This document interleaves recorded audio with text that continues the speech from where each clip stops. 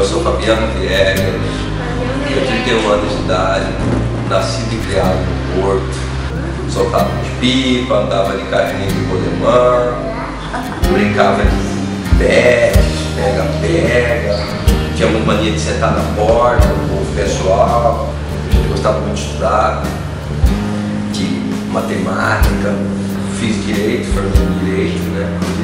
Ingressei na carreira política em 2008. Na verdade, em 2006, né? Uns 6 anos atrás. Eu criei ele desde 7 anos de idade, criei ele como meu filho, né? Educou, estudou. Ele tinha 7 anos quando ela morreu. Fomos para o hospital, ficou na Índia de Cuiabá. Aí daí foi lá para Santa Rosa. Aí chegou lá, internou lá no UTI, ficou 12 dias lá no UTI. Ele ia todo dia lá ver mãe dele. Mas não me deu trabalho nenhum.